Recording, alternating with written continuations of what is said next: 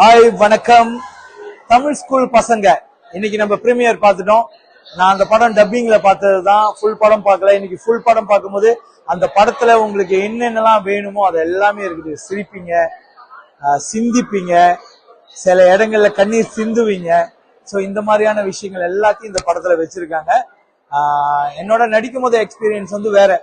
ஒரு வாத்தியாரா வரணும் அப்படின்னும் போது கேட்டாங்க. அப்ப நம்ம என்ன செஞ்சோம்னா, எப்படி இருந்தோமோ அப்படியே வந்தா போதும்ட்டாங்க. எதுவும் சில படங்கள்லாம் சொல்லுவாங்களே பாடிலாம் ஒர்க் அவுட் பண்ணுவாங்கன்னு, இதுல இல்ல, எப்படி இருக்கீங்களோ அப்படியே வரணும் அப்படின்னு ஒரு வாத்தியாரா வந்து நடிச்சோம். அந்த ஸ்கூல்ல வந்து தமிழ் ஸ்கூல் பசங்க படத்துல வந்து பாத்தீங்கன்னா வாத்தியாருங்க, ஒவ்வொரு வாத்தியாரும் ஒவ்வொரு கேரக்டர். கண்டிப்பா எல்லா ஸ்கூல்லயும் இந்த மாதிரியான கேரக்டர் இருக்கும். ஏன் மாதிரியான ஒரு கேரக்டர் கூட கண்டிப்பா அங்க இருக்கும்.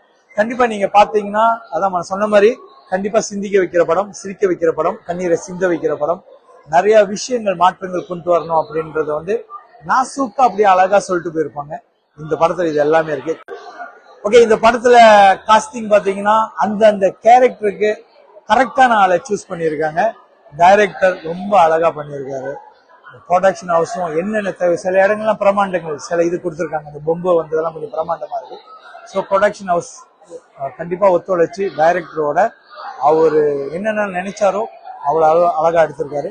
நடிகர்கள் எல்லாமே அவங்க வேலையை கரெக்டா பண்ணியிருக்காங்க. எங்கேயுமே உங்களுக்கு போர் இல்லாம போற ஒரு படம் தமிழ் ஸ்கூல் பசங்க. தேங்க்யூ. கண்டிப்பா நீங்க எல்லாருமே தமிழ் ஸ்கூல் பசங்களை தியேட்டர்ல வந்து பாருங்க. வர இந்த மாசம் 23ஆம் தேதி தானே, 23 ஜனவரி வெளியாகுது. கண்டிப்பா நீங்க எல்லாருமே பாருங்க. நன்றி.